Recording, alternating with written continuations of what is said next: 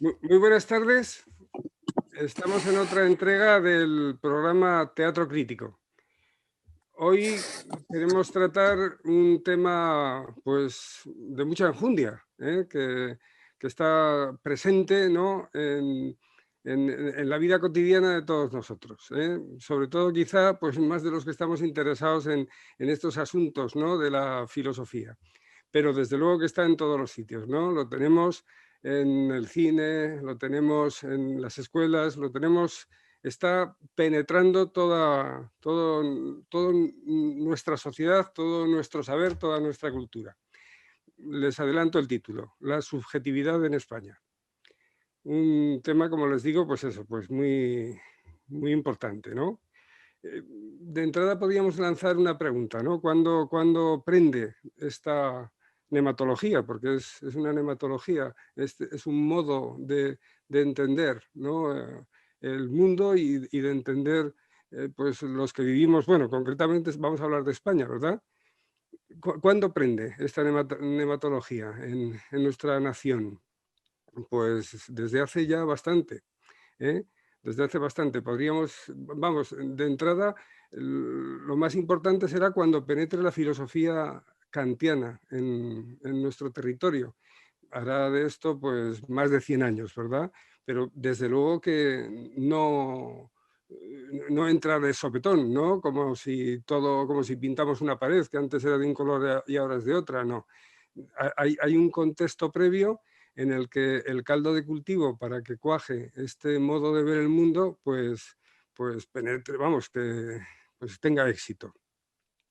Con nosotros, de contertulio, conmigo en este tete a tete, pero que va a tener sobre todo un peso, pues, más mayor, porque entiende de la filosofía de Kant. Desde luego que así nos lo ha hecho ver en muchos de los últimos escritos que tiene y en algunas de las grabaciones que pueden ustedes ver en Internet, en la página web de la Fundación Gustavo Bueno. Concretamente podemos hablar, si va a ser en grabaciones, pues cuando nos habló hace un par de años ya quizá de la filosofía alemana, o cuando hace nada más que unas cuantas semanas, pues en la Escuela de Filosofía de Oviedo, pues grabó precisamente el tema del subjetivismo, ¿eh? Con nosotros está Luis Carlos Martín Jiménez, que ya lo pueden ustedes ver en la pantalla. Bien, el asunto, pues a mí tampoco es que me pille de nuevo, ¿no? Porque también he tratado cuestiones que no tienen que ver directamente con el subjetivismo, pero que a lo largo del programa vamos a ver pues que sí, que tiene mucha relación con él y sobre todo con la penetración de esta nematología en España. Podríamos decir que la forma de ver el mundo de la España previa, ¿no?, a la entrada del subjetivismo, pues en absoluto era ni parecida, ¿no?, a la del subjetivismo propiamente dicho. ¿Por qué? Pues porque el Imperio Español, que ya lleva en decadencia, vamos, ya no existe, desde luego, ¿no?, pero que entró en decadencia, pues podríamos decir hace 3 siglos, quizá desde ese momento, desde que empieza a entrar en decadencia, pues el caldo de cultivo se está dando para que esa otra ideología, que es precisamente la que tienen los enemigos imperiales de España, pues penetre en nuestro territorio. Por poner un ejemplo, ¿no?, podríamos señalar que cuando los jesuitas son expulsados, ¿no?, de América en 1767, uno de las personalidades más relevantes, ¿no?, para que se dé ese suceso es el conde de Aranda, que enseguida, pocos años después, va a ser la persona más importante políticamente hablando, del reino español, ¿verdad? Conde de Aranda es un político masón, ¿eh? Es un político masón, y la masonería es una forma, vamos, es dependiente, pues, del modo de ver el mundo del deísmo inglés, ¿verdad? Sobre todo de Inglaterra, ¿no? Los ingleses tratan de transformar, ¿no? Bueno, tratan de arrebatar pues, los territorios españoles y cuando unas ideas van a penetrar en un nuevo territorio, estas ideas no vienen pues, por convencimiento, sino porque están apoyadas en una fuerza política y militar. Este choque imperial que se da entre España e Inglaterra, que se va a dar entre España y Francia, que se está dando ya en el siglo XVIII, aunque con Francia sobre todo será a principios del siglo XIX, este choque y estos intereses que tienen estos otros imperios van a ser los que van a propiciar esta transformación en el modo de ver el mundo que tenemos ahora en España. Bueno, esta sería pues la introducción al tema y ya directamente le paso la palabra a Luis Carlos para que, vamos, para que diga lo que le apetezca ahora mismo y para que sigamos conversando. Lo que se me ocurra. Claro No. que sí. Como todo es subjetivo, pues ¿qué vamos a hacer si no? No, que has dicho un montón de términos que son, pues, que están aquí en juego, que son distintos, que tienen diferentes aristas y diferentes trayectorias. El primero, la cuestión de los imperios y lo que tiene que ver con las nematologías. El segundo, lo de subjetivo, que no es propiamente el tema de la subjetividad, es una cosa como más amplia. La subjetividad es una hipóstasis de lo subjetivo, pero no. Porque, por ejemplo, lo que dices de los ingleses, pues diríamos, pues es una filosofía que está alrededor del hombre o de cuestiones subjetivas, si son estéticos como Hume o tal, pero prácticamente, pero no es la cuestión de la subjetividad. Los ingleses no entran en esas. Hombre, no todos, pero las vías principales del positivismo y todo esto no les interesa el tema del sujeto y todo esto, aunque son psicologistas. Pero esas hipóstasis. Entonces, y en lo del deísmo también es otra cuestión, ¿verdad? Lo del deísmo, lo de los masones, que son una especie de corrientes de influencia que están alrededor de estos temas, pero que también tienen componentes distintos, más de tipo sociológico, ¿no? Entonces, para empezar por alguna parte, has dicho que el Imperio Español empieza a perder influencia, o sea, decae hace 300 años. Bueno, prácticamente cuando se puede decir que el Imperio Español empieza a caer, totalmente, o sea, cuando cae es cuando pierde la joya de la corona, que es la Nueva España. Y la Nueva España la pierde hace 200 años ahora, o sea, ahora cumplirá en el 21, cuando entra el trienio liberal. Ahí es cuando se independiza, ¿no? Con Iturbide y todo esto. O sea, que en realidad son 200 años, ¿no? Que es cuando entra pues toda esta filosofía idealista con los imperios. O sea, vamos a ver, el planteamiento, entonces, a ver si corrígeme si no. La cuestión es que la filosofía va con los imperios. Eso para empezar. O sea, estas nematologías se implantan cuando se implantan los imperios. Eso es lo principal. O sea, es decir, la filosofía no se implanta con revoluciones, sino con la dialéctica entre imperios. Es decir, no es una cosa que vaya de una parte a otra dentro del Estado, sino de un Estado respecto de otros. Por ejemplo, lo que decíamos de Lenin. Lenin lo ponen los alemanes. Lo ponen los alemanes, lo financian los alemanes y lo meten los alemanes en Rusia para que haga la revolución. Es una cuestión de imperios. Lo que decías de la implantación de la filosofía alemana, ¿verdad? La implantación de la filosofía alemana se produce sobre todo en Rusia. Y las consecuencias de eso es que parte Alemania con la Segunda Guerra Mundial. La implantación en Rusia de la filosofía alemana, como es el marxismo, parte Alemania por la mitad. Y entonces la caída del marxismo, la caída del comunismo real, vuelve otra vez a unificar Alemania. O sea que estas cuestiones son de dialéctica de imperios. Es decir, la filosofía no se implanta por revoluciones y cosas así, sino se implanta por dialéctica de imperios. Y entonces la dialéctica de imperios que hay cuando cae el imperio español, pues se nos comen políticamente y se nos comen ideológicamente. Y es que no puede ser de otro modo, ¿no? Ese sería el asunto. Claro, sí. Es que es así. Ajá. Sí, si me dejas comentarte una cosilla, ¿no? El tema este de la masonería, que tiene que ver con el deísmo, que lo has dicho perfectamente, ¿verdad? El deísmo inglés, por así decir.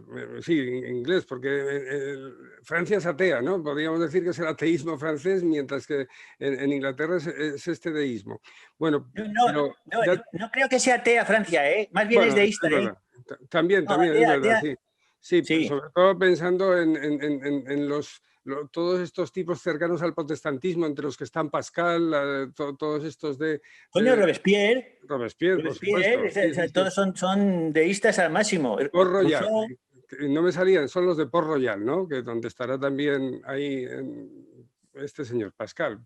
Desde luego. No, pero te quería decir que desde mediados del siglo XVIII, esta ideología inglesa en choque con la española, pues ya tenemos ahí al conde Aranda, pero es un continuo, porque a mitad del siglo XIX tenemos a los ingleses que están apoyando a Espartero, o que los liberales están más de izquierdas, ¿no? Los progresistas están trayéndose al judío famoso Mendizábal para que haga la desamortización.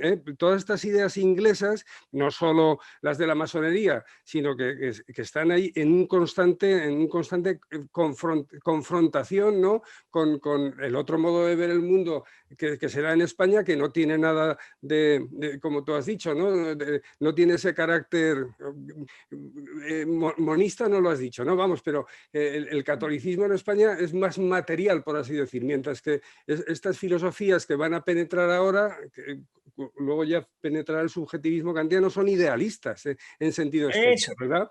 Y además luego los ingleses sobre todo tendrán con el desarrollo, pues sobre todo pensando en la teoría de la evolución, es la penetración del positivismo en España, pero bueno, ya hablaremos del krausismo, que eso ya será un tema que sacaremos más adelante, ¿verdad? Todas estas son el ideario inglés que está confrontado con el español previamente, ¿no? A que caiga el imperio español del todo, por así decir, que tú lo has datado perfectamente, ¿verdad?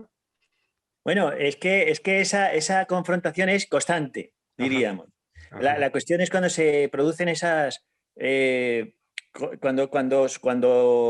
Cuando la balanza se inclina hacia un lado o hacia otro con las guerras. Esa es ajá. la cuestión. Entonces, España realmente se queda en nada, ¿no? Por así decir, se queda en nada. Y Sí, entonces es cuando entran todas estas ideologías idealistas y ajá, empiristas, sensualistas, francesas, pragmatistas. Vamos a ajá, ver, yo quería decir una cosa que a mí me parece interesante, que es que, o sea, viendo el problema de los médicos judíos en España con Spinoza, pues te das cuenta que, claro, realmente facultades superiores son la de teología, la de medicina y la de derecho. ujú, Ahí es donde se forma la gente. Y entonces estas cuestiones que tienen que ver con el idealismo, con el krausismo, con el kantismo en España, es tema de juristas. ajá. Es tema de gente que está preparada, que ha estudiado derecho. Sí, sí.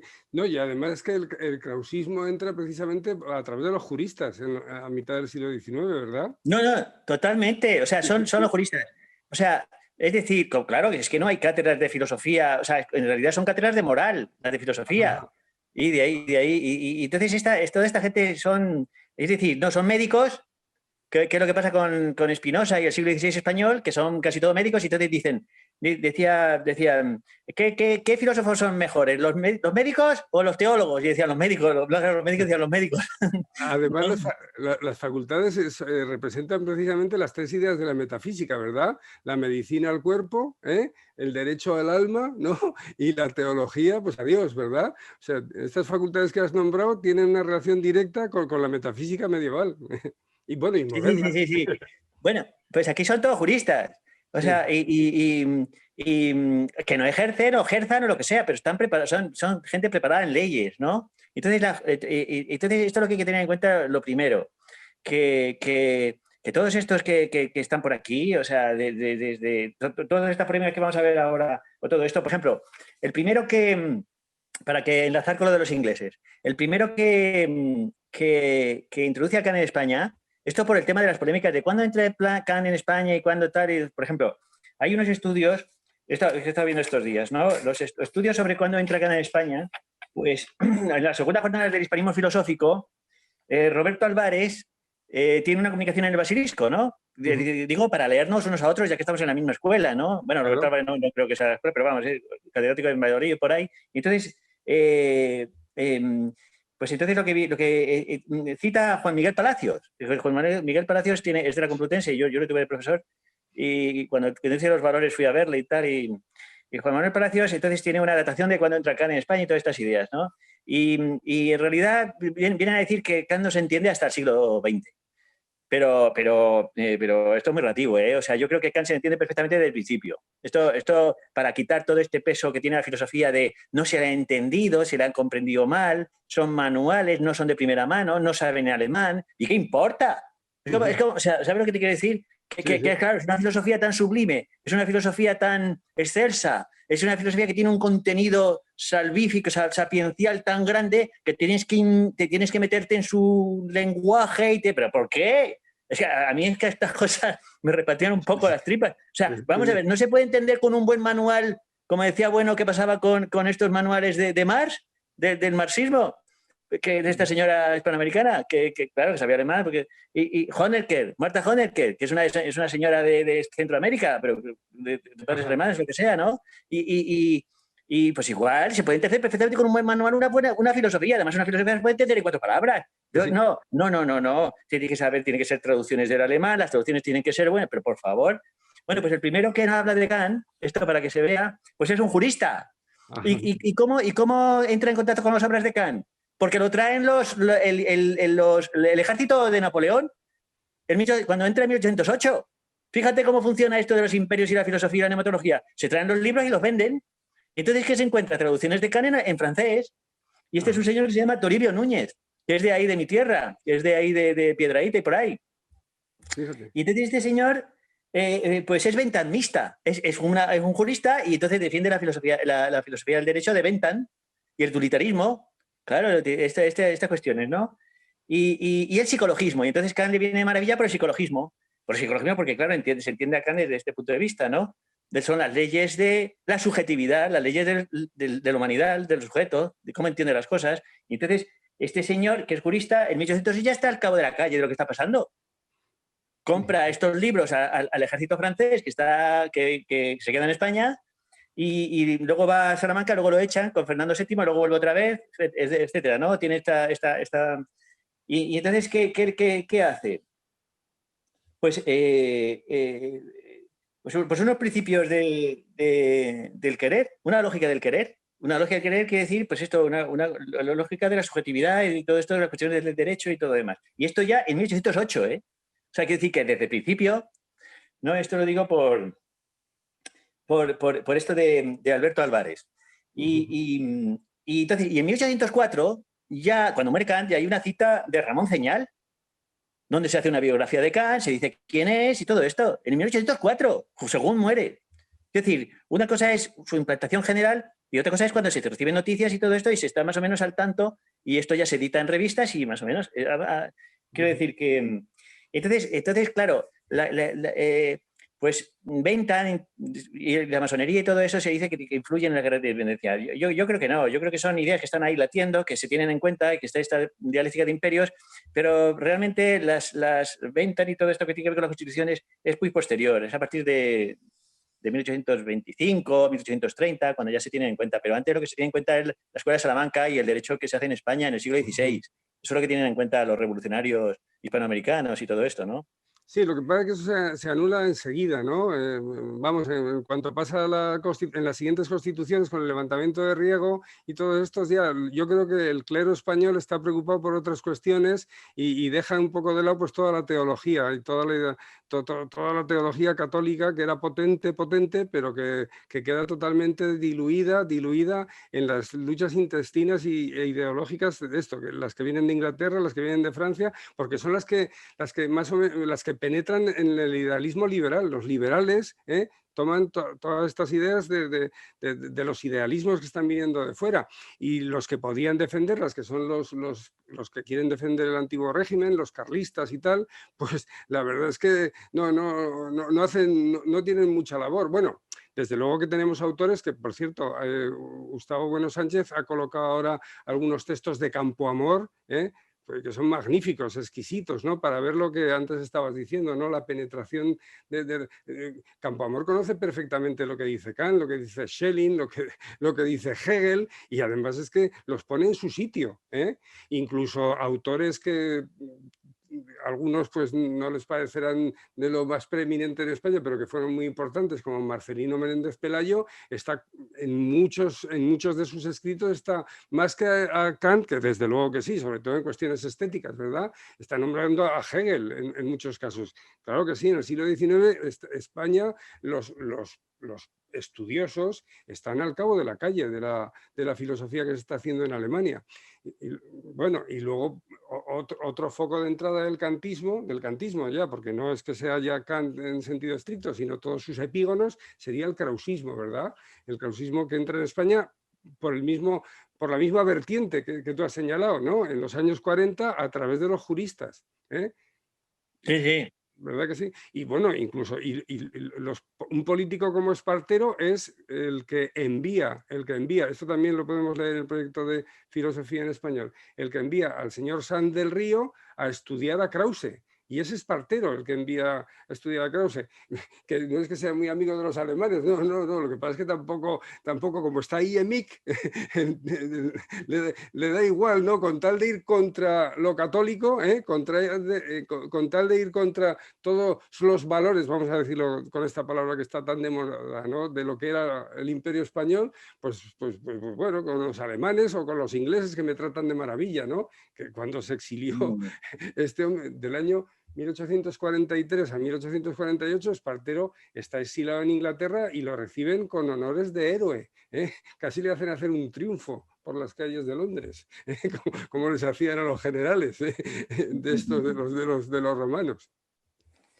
No, tienes razón. Mira, juristas son todos. El Gumersindo de Azcárate es jurista. Patricio de Azcárate, su padre, es jurista, que es el traductor de las obras de Platón y todo esto que ha estudiado Gustavo Bueno, ¿no? Sí, las tenemos en la página web, están todas. Sí. Y las de Aristóteles, ¿eh? Aristóteles también lo traduce. Y luego, Bonilla San Martín, que es el que tiene la cátedra esta de Historia de los Sistemas y esto, también es jurista. Emilio Salmerón, que es krausista. O sea, y todos estos, ¿verdad? O sea, el campeón, no, pero el que tiene el primer campeón, Canarejas también es jurista. Canarejas, el que tiene la polémica, ¿no? Sí. Que es una cosa patética, ¿no? Emilio Castelar, que es el que va con Canarejas, también es jurista. O sea, quiero decir, que la preparación y todo esto es que está haciendo la filosofía del derecho y entonces por eso me interesan tanto las conexiones de la filosofía del derecho, porque son constantes desde el principio, ¿no? Entonces, mira, lo que dices para que se vea, vamos a ver, pues claro, una cosa es el kantismo en España y otra cosa es el krausismo. Entonces, pero realmente el krausismo es una forma de kantismo, por decirlo así. O sea, quiero decir, el primer analogado es que decir, todo esto empieza con Kant. Esto empieza con Kant en serio, ¿verdad? Porque la filosofía inglesa, que está alrededor de la antropología y todo eso, ¿verdad? De Hume y tal, de todo el escepticismo y todo eso, pues, y el psicologismo, que es constante dentro de los ingleses, ¿no? El psicologismo, Stuart Mill, todo el psicologismo, pues no tiene la fuerza que tiene las hipóstasis del idealismo kantiano. Esa es la cuestión a nivel ontológico. A nivel ontológico. Por eso tiene tanto peso el kantismo. Y Krause es una consecuencia. Mira, he estado viendo esto para que se vea, que se tenga en cuenta la fuerza que tiene, o sea, el Patricio de Azcárate, Ceferino González, la historia de la filosofía de Ceferino González. La historia de la filosofía de Ceferino González a mí me parece que tiene un nivel tremendo, ¿eh? Tiene un nivel tremendo. Y entonces el final del tomo 3 acaba con la novísima filosofía. La novísima filosofía es Kant. Ajá, sí. Es Kant. Y entonces explica a Kant perfectamente. Y estamos en 1886. Quiero decir, pero perfectamente. Y le hace la crítica. Y la crítica que hace Fray Ceferino a mí me parece completamente pertinente. Es una crítica completamente pertinente y que lo pone patas arriba. O sea, ahora bien, ¿eso sirve para algo? Pues yo creo que no.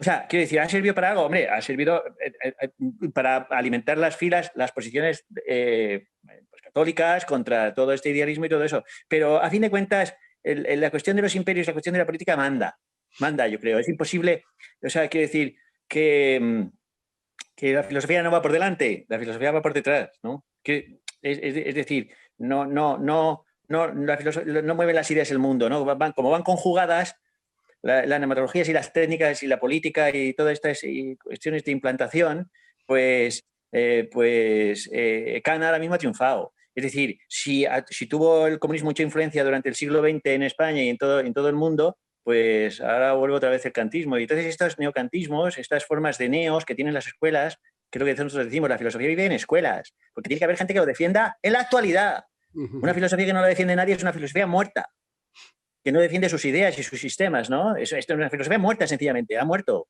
¿Qué es lo que pasa con los post-marxismo, post-modernismo, tal? Esas son cosas que ya están, ya se han corrompido, ya se han trasvasado sus contenidos a otros formatos, a otras ideas, otros sistemas. Y entonces el neocantismo está completamente en marcha hoy en día. Y esto a finales del siglo XIX aparece en toda Europa de nuevo, y esos estudios o sea, la exposición que hace Fray Ceferino pues es completamente perfecta, ¿verdad? O sea, se da cuenta perfectamente que el papel del sujeto, el papel del hombre, toma la posición de Dios.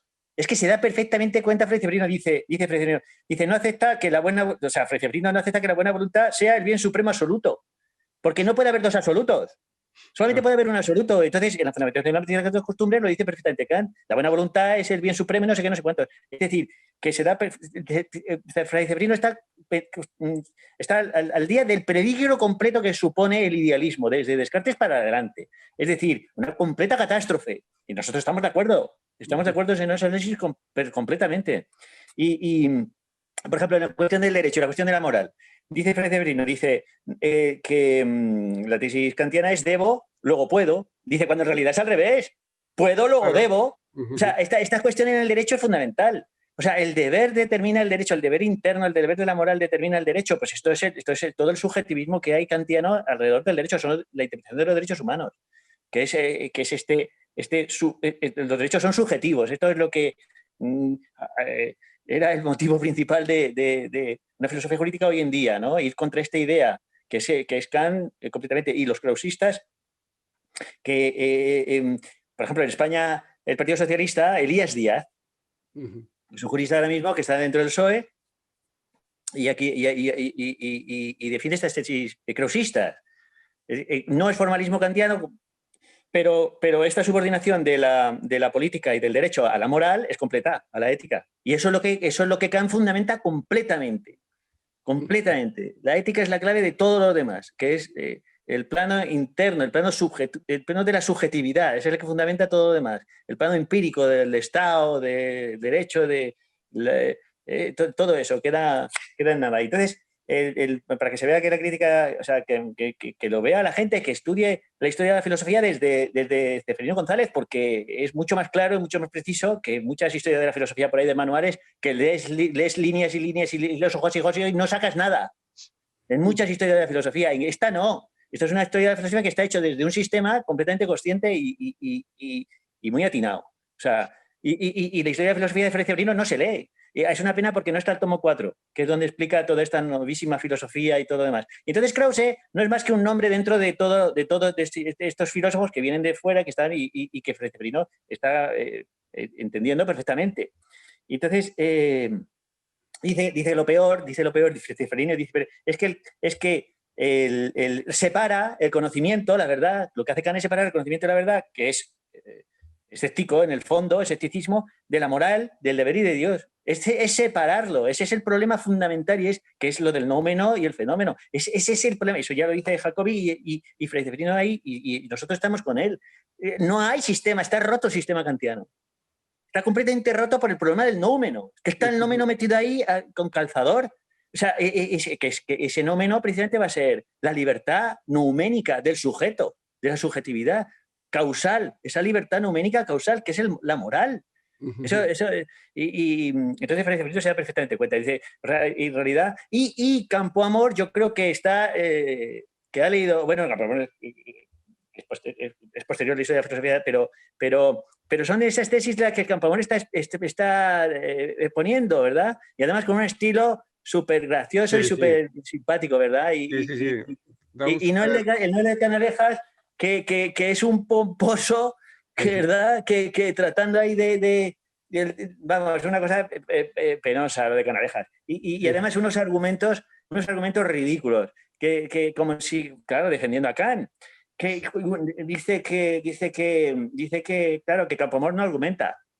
Pero entonces el argumento, dice, la vigorosa argumentación que va a exponer él pues es una cosa patética. Es una cosa patética, es suponer que existen los objetos fuera de la conciencia, entonces como existe la conciencia, existen los objetos fuera de la conciencia, pues en el espacio, pero si es que no se entera, si es que en realidad el espacio lo pone la conciencia. Entonces, ¿cómo que fuera? O sea, este Canalejas está completamente perdido, ¿no? Totalmente, sí. No se da cuenta de que va la vaina. Esta polémica es del 55, ¿no? Y en el 56 Emilio Castelar pues hace una especie de pequeña exposición de la filosofía que también ha recogido Gustavo, ¿no? Ahí en el averiguador. Y la filosofía de la doctrina de Kant. Pues esto es una cosa penosa, pero es una cosa completamente penosa. Dice, y entonces está tratando de salvar, perdona que lo explique, pero es que es para que se vea que esta gente que defiende a Kant, que en realidad no se está enterando. Y dice que lo que no se enteran son los que le atacan. No, que no os enteráis vosotros. Dice que claro, que precisamente Kant lo que hace es luchar contra el escepticismo. Que es lo que dice en el prólogo. Dice, lo que hace Kant es luchar contra el escepticismo. Pero si Kant... pero luego reconoce que no comprende, que realmente la esencia de las cosas, la naturaleza de las cosas no se comprende, no se puede comprender. Pero que claro, que Kant, como en la crítica y la crítica de la razón, la crítica de los límites de la razón, pues, pero si eso es quedarse en la superficie. Kant en el fondo está negando el conocimiento. Está negando completamente el conocimiento del mundo. No se puede conocer. Se conocen fenómenos que son para ti, pero no en sí. Está negando el conocimiento científico. Esto es lo que quisimos decir el otro día con el tema de la subjetividad. Que realmente el escepticismo es Kant es completo. Claro, y entonces salva la moral. ¿Pero de dónde salva la moral? Pues desde unos postulados completamente ad hoc, ¿verdad? O sea, las leyes de la moral. Bueno, en el fondo lo que hace Kant, pues es eso. Perdona que me enrolle. Sí. Es salvar el derecho y la moral. Ajá. Bueno, y si te puedo comentar alguna cosilla, el escepticismo que tú estás diciendo de Kant y esta enemistad con la ciencia que lleva implicado, pues si no recuerdo mal, cuando Bueno habla de las ideas estéticas de Kant, lo menciona también. No lo desarrolla, pero dice que en un principio, cuando está leyendo a Newton, pues tiene una postura escéptica y luego al final de las críticas también marca el escepticismo. No puedo conocer el mundo, lo conozco para mí, simplemente, ¿verdad? Lo que acabas de decir. Bueno, te quería comentar, sobre todo pensando en lo que has dicho de Fray Ceferino, que Campoamor desde luego que no es escolástico, no le vamos a decir que sea un filósofo escolástico, en absoluto, no hay nada más diferente, ¿verdad? Sin embargo, lo que está defendiendo Canalejas o Cánovas, como has dicho antes, ¿no? Está en la línea de lo que luego van a hacer escolásticos posteriores a Fray Ceferino, Los escolásticos posteriores a Fray Ceferino, incluso voy a decir aquí uno de los que más he trabajado, que es Fajarnés. Fajarnés está apoyándose en Kant pues para buscar argumentos, porque ya empieza a ver, no de una forma contundente, ¿no? Empieza a sentirse incómodo, vamos a decir, incómodo con la filosofía tomista, y entonces pues está apoyándose en lo que considera que es la filosofía con mayúsculas, ¿verdad? Que es la que está penetrando, que es la de Kant. Luego en el siglo XX tendremos pues ejemplos muchísimo más claros, ¿no? Muchísimo más claros, como por ejemplo el señor este que escribe sobre cine, Fray Mauricio de Begoña, o el que escribe sobre deporte, ¿no? El famoso jesuita este que escribe sobre deporte, que nunca me acuerdo cómo se llama. Pues todos estos son filósofos escolásticos. Cajigal, exactamente. Filósofos escolásticos que se avergüenzan de... que les da vergüenza exponerlo, porque consideran que los van a minusvalorar, y entonces se aferran a Kant, y por eso Bueno les llama pseudofilósofos, porque están renunciando a lo que realmente es una filosofía sistemática potente, mucho más cercana al materialismo, porque la filosofía de Kant es subjetivista, claro, es un idealismo puro y duro, joder. Bien, y te quería contar una maldad, en relación a Krause, ¿no? La voy a meter aquí, como también lo hemos mencionado ya hasta ahora, cuando el señor este que le hicieron un homenaje, bueno, un homenaje, no un homenaje, ¿no? Sino un programa especial porque había fallecido a Menéndez Ureña, que había descubierto los textos estos falsificados, bueno, plagiados, ¿no? De San del Río de Krause. Este señor se fue a estudiar a Krause a Dresde. Porque en Dresde estaba el archivo Krause, ¿no? Bueno, pues yo estuve hace un año y pico, un año, sí, unos 18 meses o así en Dresde, porque tengo ahí a mi hija, la mayor, ¿no? Estuve con ella y entonces Gustavo me dice, pues tienes que ir a la universidad tal, porque ahí fue Urueña a consultar el archivo Krause. Total, que fui a la universidad y ahí mi hija, que es la que entendía alemán, le decía a la señora, ¿puede usted buscarnos dónde está el archivo Krause? No tenían ni idea, no sabían ni quién era Krause en Dresde. Entonces apareció en el archivo pues, un libro pues, que el único que no debía estar expurgado, porque los demás se los habían debido de cepillar. Pero vamos, es que ni les sonaba, no saben quién es Krause. Krause está totalmente olvidado. Y eso que, sin embargo, pues podemos leer en el averiguador también que Krause es un señor que tenía en la época en la que Hegel estaba ahí dando conferencias, bueno, cuando era Privatdozent tenía muchos más alumnos que Hegel, o sea, que tenía más predicamento lo que estaba diciendo Krause en esos años que lo que decía, pues una figura como la de Hegel. Quizá por eso San del Río se va a estudiar con Krause, porque es más famoso, ¿eh? Vete a saber, quizás por eso, ¿no? Bueno, la maldad es esa, ¿no? Que Krause No, ya bueno, sí, sí. no lo conoce ni No, Dios. Sanders se va por el tema del, porque también es jurista. Es jurista, sí. Entonces lee el sistema ese del derecho de Arens, que es un Ajá. krausista Sí, es holandés. verdad. Y entonces se va a verle y todo eso, ¿no? O sea, quiero decir que, mira, aquí la gente se mueve si entiende algo del asunto. Si no entiende nada, pues le cuesta más. Entonces Krause, como es mucho más, pues, pues nada, ¿verdad? Que no tiene una profundidad ni nada, es una cosa completamente, es un bluff completo, ¿verdad? Un armonismo, la humanidad, el gradualismo este panenteísta de los grados de los seres hacia Dios y todo esto, ¿verdad? Una cosa que enlaza muy bien con el cristianismo, pues vulgar, ¿no? Pues quiere decir que está el enlace entre una especie de deísmo, porque claro, Dios, no sé, es un Dios personal, pero que está en progreso, todas estas ideas, ¿no? Entonces, yo creo que es por eso que el clasismo viene por ahí, ¿no? Y sobre todo por la cuestión del derecho, porque claro, en Kant el derecho y la moral pues son, o sea, quiero decir, el derecho se tiene que fundamentar en la moral, en la ética, ¿no? Pero como está completamente separado un mundo del otro, ¿no? El empírico y el trascendental, pues en cambio en Krause no, entonces es más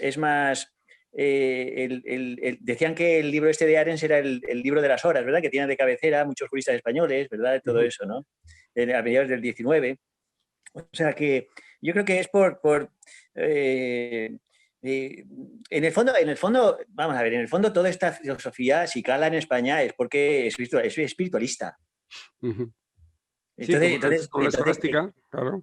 exactamente. Sí, sí. O sea, es decir, la gran revolución se produce con Constantino, cuando se coge la Cruz, ¿no? religión oficial del Imperio, del Imperio Romano, ¿no? Sí, Aunque pero sea de Oriente, da igual. la pone en la legión, ¿eh? Primero pone la cruz en las legiones, date cuenta, ¿eh?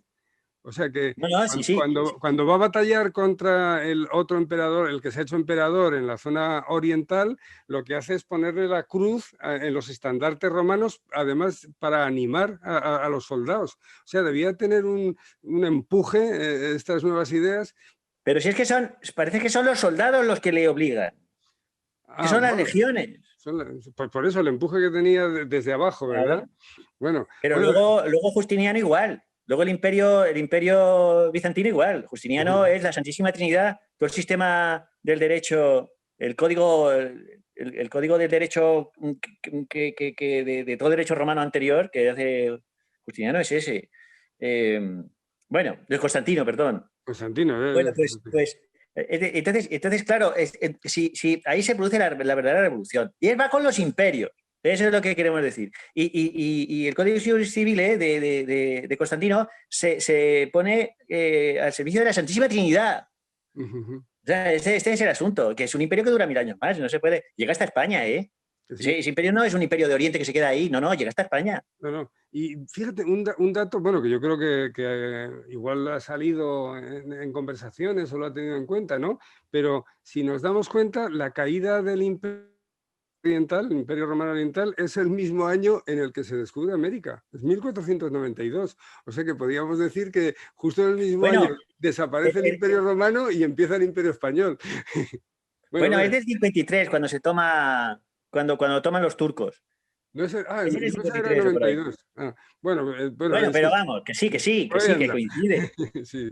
Que sí, no. O sea, y entonces el Imperio Español ahí es cuando coge todo ese vuelo, ¿no? Pero, o sea, lo que hay que fijarse es, realmente los imperios mandan. Es decir, entonces cuando aquí se dice, pues qué majos son los alemanes o los ingleses y todo eso, lo que se está pensando es que viven muy bien. O sea, que viven muy bien, que es la técnica, que es la técnica y la tecnología, que es la ciencia. Y entonces la filosofía se supone que ha generado eso. Pues es que no es así. Si es que no es así, si es que la filosofía a lo mejor puede ser una cosa tan patética como la del idealismo alemán. Es que eso no lo genera la técnica y la ciencia, que ahí es donde sí. O sea, ahí donde los ingleses ponen a hacer barcos de hierro y nosotros tenemos barcos de madera. O sea, con la guerra de Cuba. O sea, vienen a ver si nos entendemos. Sí, nos ha Eso faltado, es lo que mueve el mundo. claro, sí, nos ha faltado No, ese 4 ideas de los interiorismo. filósofos. ¿Eh? Que el último choque imperial, cuando ya es la debacle total del Imperio Español, la caída total, ya no es contra los ingleses o los alemanes, digo, los franceses, sino precisamente contra Estados Unidos, ¿no? Ahí es donde el despunte de Estados Unidos, yo creo que es clave ahí, ¿no? Final del 19 y después de la Segunda Guerra Mundial. Esos son los dos, bueno, incluso la primera, ¿verdad? No tener las guerras en el territorio. Y ahora, Claro, pues, y entonces Wilson es kantiano y los derechos humanos kantiano y la sociedad de naciones kantiano y son lo que impone esta gente. O sea que yo no sé cree que se creen los filósofos, pero vamos, el mundo va por ahí. Entonces, bueno, desde luego, y estos imperios tienen que tener una nematología, no se pueden hacer al margen, ¿no? O sea, tienen que tener una filosofía, pero de estas hay muchas y entonces, pues... Oye, aunque ya has hablado del tema de la introducción de la idea de sujeto, de la idea de sujeto ¿cuándo surge la idea de sujeto? Ya lo dejaste perfectamente señalado, ¿no? En la última en la EFO, igual podríamos volver a tratar un poco este tema, ¿no? Porque igual hay gente que ve este programa y no ha visto la EFO, porque es precisamente con Kant, ¿no? Cuando el término sujeto empieza a formar parte de la filosofía, por así decir, ¿no? Previamente no hablaba Descartes de sujeto, ni hablaba de sujeto, bueno, ni siquiera los que van a ser fundamentales a la hora de que Kant hable de los sentimientos, ¿no? Del sujeto ante sí mismo, que recuerda un poco al noesis noesios de Dios, ¿verdad? Parece que la divinidad de Dios deje, con el giro antropológico, ¿verdad?, pase a ser el sujeto y tiene la misma definición. Porque decir que el sujeto se piensa a sí mismo es como decir que Dios se piensa a sí mismo, ¿verdad? Como había dicho Aristóteles, 2000 años después se quita a Dios, se pone al sujeto y se define de la misma manera, ¿verdad? Podríamos decir que con la entrada del sentimiento, ¿no? Con estas ideas que vienen de Baumgarten, ¿verdad? Es cuando Kant... Eso es de Tetens. Pero Eso es de vamos, sí, Tetens. con Baumgarten es lo de la Ajá. estética inferior. Sí, esto es, sí. Pero ni siquiera Tetens ni Baumgarten, ninguno de los dos. Tetens no habla de sujeto tampoco. Está hablando pues de las vis, ¿no? La fuerza de apetecer o la fuerza de entender, ¿verdad? Y luego hablará la fuerza del sentimiento, ¿verdad? Pero no, habla fuerzas, pero sin ponerlas en el sujeto, ¿eh? El que va a hablar de Bueno, sujeto es Kant, ¿no? no, pero claro, de sujeto habla todo Dios. Perdona que te corrija. Bueno, corrígeme siempre que te haga falta, o lo considero. No, habla todo Dios, pero es de un sujeto que no es el sujeto de Kant. Ajá, El sujeto es la cosa. claro, Lo que claro, hace sí, sí. Kant es que el sujeto pasa a ser la persona libre. O sea, es una cosa impresionante. O sea, el sujeto es el hipokeimenon, es la cosa misma. Eso es el sujeto, lo que está sujeto a determinaciones. El hipokeimenon, la sustancia de Aristóteles, ese es el sujeto. Cuando el sujeto verbo predicado, lo que se predica son los accidentes de la sustancia, que es el sujeto. Y eso está en Leibniz perfectamente. O sea, son las proposiciones. Las proposiciones tienen la misma estructura que el mundo. las proposiciones se componen de sujetos, verbos y predicados, sobre todo la cópula es, y esa estructura gramatical, estructura lógica, es la misma que tiene el mundo. El mundo son sustancias con accidentes. Entonces, el problema es cómo se entiende esa sustancia. Entonces, realmente lo que hace Kant es eliminar esas sustancias. ¿Por qué? Es decir, las sustancias, las cosas en sí, las elimina porque solo conocemos fenómenos, representaciones de la conciencia, y entonces lo que va a decir Kant es que el sujeto es el sujeto de representaciones, que tiene la cualidad fundamental de ser libre, nouménico. Y entonces resulta que la idea de sujeto tradicional, hasta de Leibniz y Wolff y todos, hasta Kant, todos, es que el sujeto es la cosa. En Kant, el sujeto pasa a ser lo que no está sujeto, precisamente. Es una inversión completa lo que hace Kant. El sujeto, lo subjective en la filosofía tradicional hasta Kant es lo que está fuera del conocimiento, lo que el conocimiento conoce, subjective, y objective hasta Kant. Objective es el concepto mental, que tiene uno objetivo, y el objetivo está afuera, pero objective es el objetivo, pero el objetivo sigue siendo mental. La objetividad, lo que dirá Husserl, la intencionalidad. Entonces lo que hace Kant es dar la vuelta completamente a eso.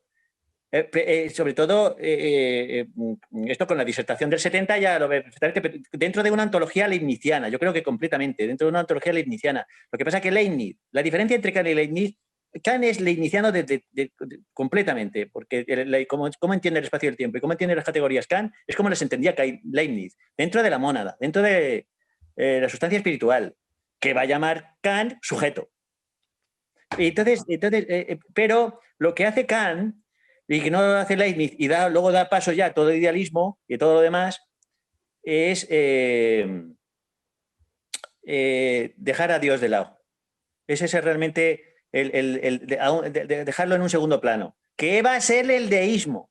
¿Qué va a ser el agnosticismo? De donde van a beber muchos agnósticos, como Huxley, que es el que acuña la palabra. Es decir, a Dios no lo conocemos, esa es la tesis de Kant.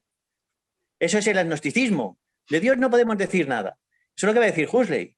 Es decir, pero lo importante de Kant es que ese sujeto libre, nouménico, moral, la ética, es la que se va a tragar la religión.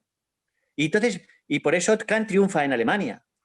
A Kant no le entiende nadie, no le interesa a nadie. Sobre todo las cuestiones de la ciencia y todo eso no le interesan a nadie. Kant triunfa en Alemania por Reinhold. ¿Por qué? Porque está la polémica sobre el ateísmo que introduce, que es cuando llega Spinoza a Alemania. Entonces, cuando llega Spinoza a Alemania, hay dos posiciones: el ateísmo y diríamos, la filosofía de la religión, de toda esta gente, ¿no?, que son protestantes. Y entonces en medio aparece Kant. Y entonces Reinhold ve ahí la solución al problema. La solución al problema es lo que va a ser luego el agnosticismo, que es que a Dios no lo podemos conocer. Y sin embargo está funcionando Dios de algún modo, pero ya lo importante ahí es el ser humano, el sujeto trascendental, la subjetividad. Eso es lo que se come a la religión. Y eso lo dice Kant perfectamente en la religión dentro de los límites de la mera razón. La religión dentro de los límites, que es una obra ya madura, ¿no? La religión dentro de los límites de la mera razón. Dice Kant. Además es curioso porque tenía yo 2 ediciones de este libro. Y te digo, ¿y este de dónde me ha venido? Y resulta que era de un jesuita, del padre de una amiga que era jesuita y se murió. Y entonces nos dijo, venir a la biblioteca a coger los libros que os interesen. Y entonces resulta que cogí y lo tiene anotado. Claro, era un jesuita y entonces su problema era Kant. fue jesuita y luego ya... Bueno, pues lo tiene anotado y entonces, claro, lo que ha anotado, pues ha anotado precisamente estos problemas de la religión. Porque Kant esto se lo pasa por el forro, claro. O sea, es decir, Kant dice aquí, dice Kant, la religión dentro de los límites de la mera razón. Dice Kant, la verdadera iglesia es aquella que presenta el reino moral de Dios sobre la tierra, en la medida en que ello puede acontecer a través de hombres. Los requisitos, por lo tanto, de las notas distintivas de la verdadera iglesia son las siguientes: universalidad, pureza, libertad y mutabilidad. O sea, es esto. La verdadera religión es la ética. Es la subjetividad, la religión natural. Esto del deísmo, la religión natural. Sí, sí, sí. Ni tío con barba, ni tío con tal, esa es la religión natural. Dice Kant. Por lo tanto, dice, pero solo la fe religiosa pura, que se funda enteramente en la razón, la fe religiosa pura se Claro, funda claro. enteramente en la subjetividad trascendental es la razón, puede ser reconocida como necesaria, por lo tanto, como la única que distingue a la iglesia verdadera. Toma ya. La iglesia verdadera es la razón. Esto para que todos estos santones... A mí lo que más me llamó la atención de Kant, de los escritos que tiene personales, que tiene una serie de escritos personales, es que considera que la humanidad es santa. Esto que decíamos de... Ajá, ajá. La humanidad es santa. O sea, la humanidad es santa.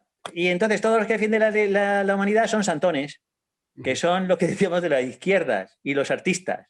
Los artistas son santones, ¿por qué? Porque están extendiendo el reino de Dios en la tierra, con el arte y con la cultura. Entonces realmente todos estos religiosos que se pasan al kantismo siguen siendo santones, están encantados, como Villacañas y todos los demás.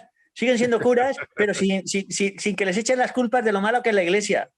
Exacto. Pues Fíjate qué jugada, ¿eh? como pasa con los protestantes, que siguen siendo y los presidentes, por eso no les duelen prendas en mostrarse eso, creyentes los presidentes de Estados Unidos, y no les molesta ningún pastor ni nada por el estilo. No pasa Claro. como en España, que se ha hecho toda la España laicista, por así decir. Estas ideas que has comentado, son las ideas, además, que por dejar un poco ahora a España de lado e irnos al Vaticano, que hemos tenido tanta relación, ¿verdad? Y durante tanto tiempo, y en el siglo XIX ¡Coño! también la tuvimos, son las ¡Otro ideas imperio! por eso, las ideas de los modernistas contra las que reacciona San Pío X, las de Loisy sobre todo, son precisamente esto, que están las cosas, es en la conciencia.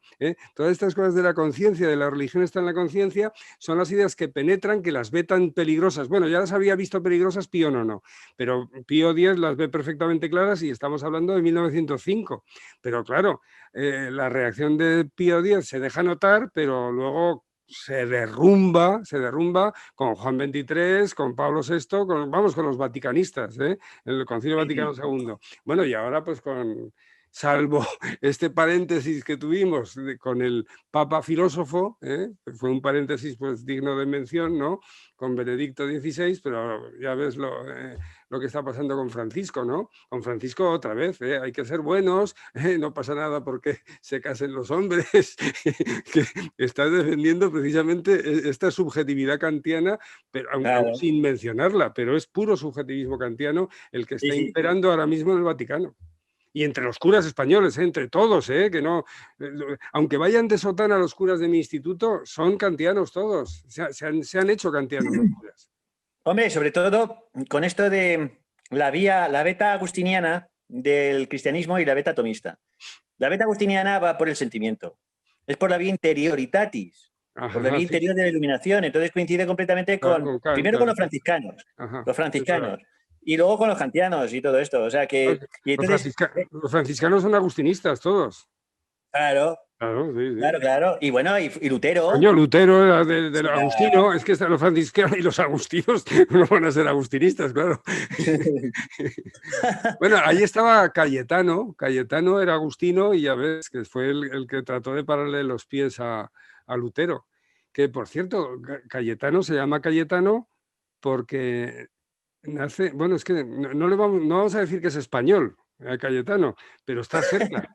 Es que Cayetano viene porque nació en Gaeta, y Gaeta está al lado de Nápoles, y es que yo creo que cuando nace Cayetano no pertenece todavía a España, Gaeta, pero durante muchos años la zona de Gaeta de Nápoles, ya sabes, ¿no? Bueno, había dejado de ser ya española, pero por un tris no es español el cardenal Cayetano. Igual que decimos que Trajano no es español, sino que es romano, por lo mismo podríamos haber dicho que Cayetano era español, por haber nacido en el imperio, ¿no? Por así decir.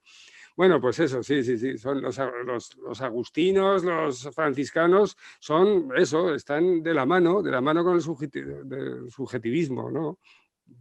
Sí, sobre todo, y lo que hay que insistir, bueno, a mí me parece que es interesante insistir ahí, que estos 200 años, la conexión que hay entre la ontología subjetivista y la política pues es la clave, que es la Revolución Francesa, Sí. la olinización. Esto que No solo en vino diciendo España, sino Bueno. en todo el mundo, ¿verdad? Hombre, claro. No, la holización, es decir, el plano psicológico, el plano interno, la via interioritatis, el tema del sentimiento, que de donde sale el libre, el voto y lo que vas a comprar, el mercado. Los Pues el ciudadanos. liberalismo, la conexión con el liberalismo, joder, lo has dicho tú unas cuantas veces, el liberalismo, esos son los culpables de este Sí. asunto, ¿no? Ajá, sí, Ahí está esa conexión, ahí está esa conexión. El individuo libre el kantiano individuo, que sí, decide y vota, ese es el psicologista. el átomo político, ¿no? Por así decir, el átomo Eso político. es. Eso El es así. fundamento del Estado y el fundamento de la moral. Y el sujeto de los derechos humanos, ¿no? Eso es, De eso es. Winston. Sí. A ver si se creen que los liberales, por ser de centro, bueno, de centro quiere decir que ahora me tiro para la derecha, ahora me tiro para la izquierda. Se van a ir de rosita. Sí. No son los culpables. No, los culpables, culpables son todos. Ya. Pero vamos, que esa vía es muy importante. Esa vía entre el psicologismo. Joder, pero si es que es en Leipzig, es que el amigo de este, ¿cómo se llama? El que funda el primer estudio de psicología, el laboratorio de Bund. psicología, Wundt. La introspección de Bund. Wundt es amigo del alemán del pequeño imperio alemán, del que Bismarck. lleva eso, no me acuerdo cómo se llama, pero vamos, De Bismarck, dices. Bismarck. Claro, son amigos. Es decir, todas estas cuestiones están aquí liadas. Bueno, vamos, y la Revolución Francesa lo hace esta gente que está estudiando el conocimiento, el sensualismo, el conocimiento es la clave y el conocimiento está en el sujeto. Bueno, pero en parte Los filósofos.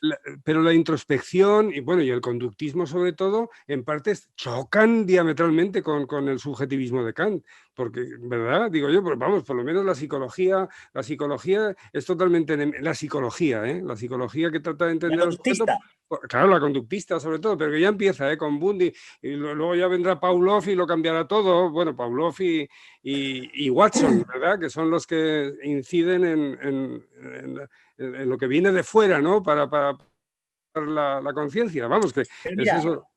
Pero, José, aunque el conductismo esté muy alejado del psicologismo interior y tal, o sea, porque lo que le interesa son inputs y outputs, ¿no? ¿Verdad? Lo que no le interesa lo que pasa en el medio, ¿no? Lo que le interesa es frecuencias, digamos, de comportamientos, objetivas, ¿no? Sin embargo, sigue siendo el sujeto al centro de todo. Sigue siendo el individuo. El individuo sigue siendo el centro del estudio. O sea, bueno, eso pero, no se puede negar. Aunque sea un perro, ¿eh? Ya, pero por lo menos están negando el absurdo de las formas a priori, ¿no? Que están ahí en la conciencia. Eso lo niegan totalmente. Pero sí, tienes razón. El otro sí es un subjetivismo también, sí. No, bueno, claro. Y entonces el psicologismo dice, bueno, que va con la Revolución Francesa. El psicologismo. El fundamentalismo psicologista y el fundamentalismo político-democrático pues van de la mano. Esta es la tesis, vamos, el programa que nos deja, bueno, de los fundamentalismos, que es uno de los últimos artículos que hace, ¿no? Sí, el programa que nos deja, bueno, pues tiene un cuadradito y es evidente. El cuadradito que deja bueno hoy lo tengo por aquí. El cuadradito el 44 está, ¿no? O el 43 del basilisco. El 43 del basilisco, el 44 es. No lo sé, por ahí andará, sí. Bueno, el caso es ese. O sea, fundamentalismo M1, pues el radial científico. Ajá. De alfa 2.2. Fundamentalismo también científico, radial, M3, alfa 1. Y luego todos los demás son de fundamentalismo, son de M2, el subjetivismo. Sí. Todos los demás fundamentalismos son de M2. El fundamentalismo tecnológico, beta, eje radial, M2. El fundamentalismo político y psicológico, eje circular, M2. Y el fundamentalismo angular, el religioso y el olímpico, ajá. M2 también. No sé si está claro. Los fundamentalismos vienen por M2. Sí, es la subjetividad. Y ya hipostasiada, pues toda la ontología kantiana. O sea, más claro el agua. Sí, ahí lo tenemos, ¿eh? Muy bien. Bueno, y otra cosa que decías de lo del deísmo. Lo del deísmo es que es una cosa parecida a lo del liberalismo. Está entre medias de los creyentes religiosos y los ateos. O sea, nosotros somos ateos. Sí. Bueno, me acuerdo que Bueno se quejaba de que en el país le vetaban, porque en el país son agnósticos. Y entonces, los clausistas en general, o sea, claro, que Dios es el todo, y nosotros estamos ahí contribuyendo ese todo, etcétera, etcétera, etcétera, ¿no? Pero Dios ya ha perdido las connotaciones estas religiosas bueno, lo que dice Kant aquí en los límites de la mera razón, ¿no? La verdadera religión es la razón. O sea, y entonces el deísmo, pues es la vuelta a Aristóteles, Exacto, al Dios sí. de los filósofos. Sí, en la tercera fase de la religión están precisamente las tres ideas que se expresan en el siglo XVIII, están implícitas desde el principio, porque el deísmo está en Aristóteles, el ateísmo está en los presocráticos y en Platón, y en la religión hebrea, bueno, sí, y en los... No es ateo. En Grecia no hay ateísmo, más bien es...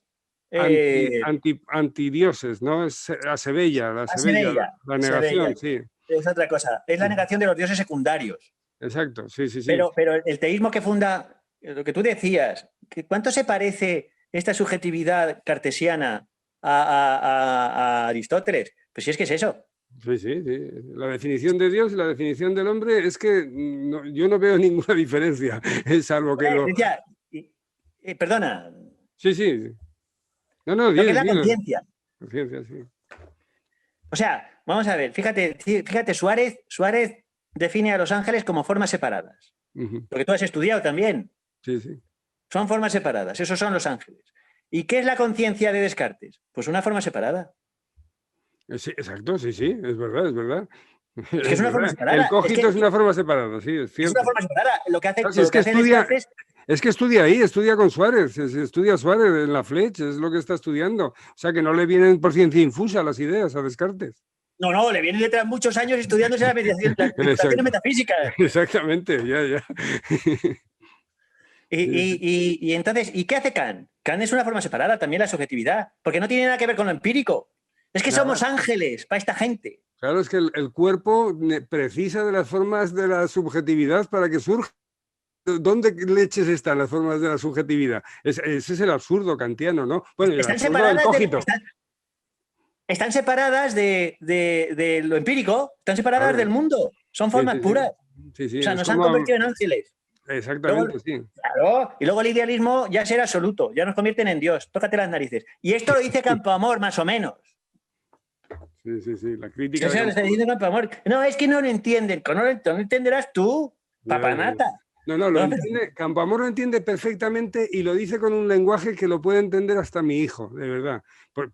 Pero estoy seguro, da gusto leer la crítica que hace, pero a todos, empezando por Kant y acabando por Hegel, a todos, porque los pone a partir, vamos, los pone a caldo, a Schelling, a Fichte, a todos.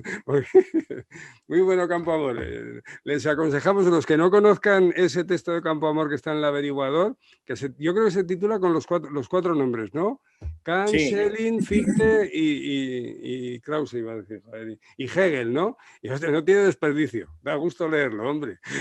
Sobre todo para desmitificar, porque es que es tan súper... Es que, mira, yo precisamente creo que todo esa filosofía tan alambicada, que no la menospreciamos, porque son los enemigos. Si nosotros menospreciamos a nuestros enemigos, estamos apañados, como despreciar a Leibniz y tal, no se puede despreciar eso, ¿no? Pero si tiene tanto éxito en la filosofía administrada en las universidades, es precisamente por todo ese grado de alambicación, de complejidad, de cosa oscura que es difícil de penetrar. Entonces, porque eso al profesor de filosofía le viene de maravilla, para tener pillado a los chavales, a los alumnos. Estoy explicando una cosa súper interesante, súper profunda, súper tal, no sé si lo vais a poder entender. Todo ese lo que tiene, todo eso son unas pamplinas. Eso es una completa pamplina. Por eso defendíamos al teatro crítico de Feijóo. Porque es el lenguaje claro y así tiene que ser la filosofía y las cosas concretas. Y eso también, eso lo dice Campoamor también. O sea, es decir, que todo esto, bueno, lo que te decía. Entonces, entonces volver a Aristóteles, que realmente es la jugada de Francisco Suárez. O sea, vamos a ver, ¿cómo se puede uno poner al día de los sucesos que te sorprenden completamente a un sistema filosófico? Pues regresando más atrás. Regresando más atrás. Ese progresus regresus es una constante. Es decir, vienen novedades y entonces se regresa para volver a progresar sobre las novedades, para reincorporarlas de algún modo. Y entonces aquí la gran novedad es América. Y entonces llega América. ¿Y qué hacen? Bueno, los humanistas, volver a Roma, al siglo II, Cicerón, todo esto. Eso es el humanismo. O sea, ahí consideran que aparece la modernidad en el humanismo. Pero si el humanismo es volver otra vez a Roma, es huir de estas novedades que introduce el Imperio Español. ¿Y qué hacen los países protestantes? Más atrás todavía, volver a la Biblia. Y esa es la modernidad de Lutero y todo lo demás. La modernidad precisamente pasa por volver al año 2500 a.C. Es modernidad, ¿no? Volver a la Biblia, ir con la Biblia debajo del brazo vendiéndola por las casas. Bueno, ¿y qué hace Francisco Suárez a finales del 16? ¿Qué hace la escolástica? Volver a Aristóteles. Sí, la metafísica, volver a la metafísica pura y dura. Volver a Aristóteles, que es el deísmo. Ajá. Y de ahí sale toda la filosofía alemana. Bueno, eso es lo que yo sostengo y que me lo nieguen. O sea, de ahí sale toda la filosofía alemana. Sí, sí, sí. Filosofía natural, que es... La filosofía natural. Entonces esta filosofía natural está vuelta a la religión natural. Rousseau, toda esta gente. La religión natural. La lengua natural. El derecho natural. El derecho natural. Los clausistas se separan del derecho kantiano porque claro, son más naturalistas, ¿no? Diríamos, es el ser, el wesen ¿no? Y entonces ahí el derecho se fundamenta en la moral, pero no hay una disrupción. Entonces los clausistas son esto más o menos. Por ejemplo, el Elías Díaz, que es del Partido Socialista que trae el clausismo, pues este se considera realista crítico. Pero realista crítico viene a ser una especie de eso. No es un naturalismo, pero muy parecido. Es un naturalismo pasado por el racionalismo, una cosa así. Entonces todo esto, la masonería, la libertad de conciencia, el Dios, el arquitecto, todo esto es lo mismo. Todo deísmo, sí, sí. Todo esto fundado en la ética, Robespierre, el ser supremo, todo esto, el positivismo, la religión de la humanidad, Comte. Robespierre, el año 93 o 94, inventó una religión del pueblo y hacía ceremonias y todo el lío. Pues más o menos como las podías hacer en una logia para los elegidos, Robespierre se la llevó a la plaza pública y duró un tiempo. Esas formas religiosas, eso, pues deístas, por así decir. Ahora, de esto no quieren hablar los franceses, supongo que porque les dará vergüenza, seguro. Bueno, pues es eso, sí, en realidad es esa... Claro, y si ya sigues el proyecto kantiano de que la cultura es el desarrollo del progreso del hombre, que en realidad es Dios, el progreso, ¿no? Ese garante de que vamos hacia lo mejor y todo esto, ¿no? Que también es clausista y todo lo demás, ¿no? Pues entonces ya tenemos ahí el montado, pues el espectáculo donde estamos ahora mismo, que son todo esto de ser bien pensante, políticamente correcto, pues es estar en esta pantomima. Y toda la crítica a esto está también dentro del mismo juego, que es la que hicieron los franceses después de la Segunda Guerra Mundial, que es el existencialismo, el Foucault, sí, toda la crítica a las estructuras objetivas, estructuras del lenguaje, donde estamos metidos, la hermenéutica ahí, políticas. La hermenéutica es más bien alemana, pero hay muchos franceses ahí metidos, ¿Cómo se llama? Sí. Este que ha hablado de los tres filósofos de la sospecha, que es hermeneuta francés, ¿no? Riquet, ¿no? Claro, es que en realidad pues es esto, ¿verdad? Que como este subjetivismo es tan vacuo y no se puede fundamentar la realidad en eso, en esta subjetiva trascendental, encima numénica, que es imposible, que no se puede entender a sí misma siquiera. Pues entonces a partir de ahí viene toda la crisis de todo esto, ¿no? Es decir, en este vacío de la norma kantiana, el vacío formal completo de la norma kantiana, pues se esconde cualquier bestialidad, como puede ser el nazismo. Exactamente, sí. Lo que decía Schopenhauer. Ajá. Decía Schopenhauer, pues el de imperativo categórico es mata a tus prójimos para que no sufran. Les estás haciendo un favor por compasión. Ujú, ujú. Sí, sí, Eso sí. es el Todos los datos. irracionalismo. Ajá. Y entonces el irracionalismo es Nietzsche, el irracionalismo es Freud. La razón no es más que una especie de bambalina ahí que está... Y la O sea, negación y la negación incluso Marx también, hay y irracionalismo. más, y más, y más. O sea, quiere decir que... Y luego ya todo el francés sale de ahí. Todo el francés sale de ahí, entre unos y otros, ¿verdad? Que pues esto, Lacan, de donde nos viene todo el Podemos y todo este rollo, los lacanianos que vienen por Laclau.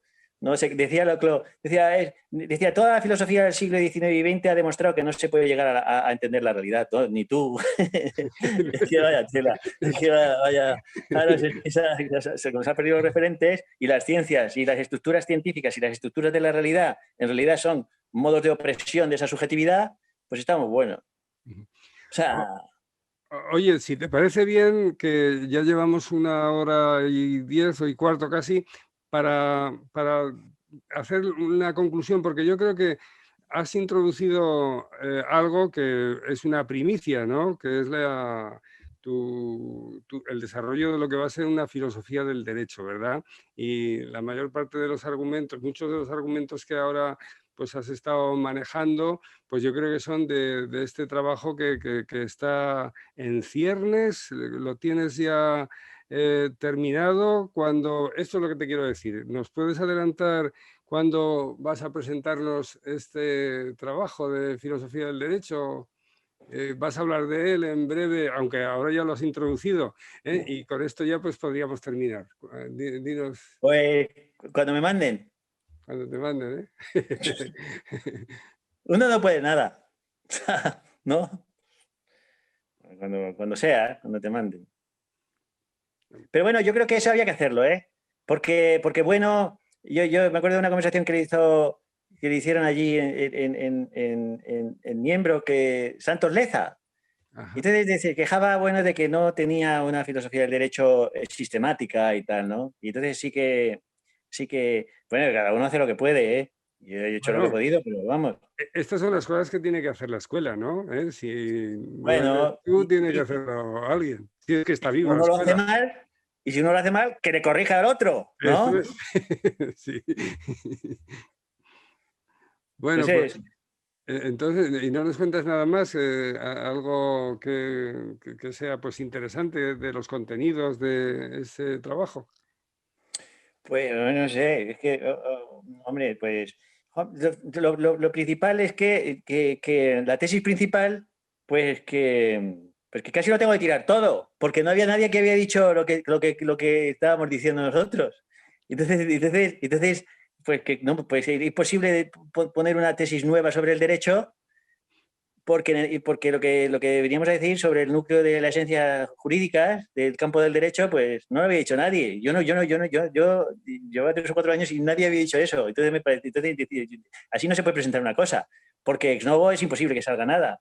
No te puedes inventar, alguien tiene que haberlo dicho. Bueno, Y entonces por eso por fin bueno, bueno. encontré uno, y digo, Donde bueno, pues ya, apoyarte, donde apoyarte, ¿no? hombre, Echar el es que si ancla. no... Bien, bien. No, bueno, Bueno, no lo digas, no te vaya algún espabilado a plagiar la idea. No, sí, sí, sí. Bueno, en España no se conoce muy bien, pero es el discípulo de Kelsen, Prince Ah, Sanders. Es el discípulo de Kelsen. O sea, que tampoco es que. Lo que positivista. pasa es que tiene varias etapas y tal. Pero quiere decir que tampoco es un no nadie por ahí, ¿no? Ajá. O sea Bueno, que.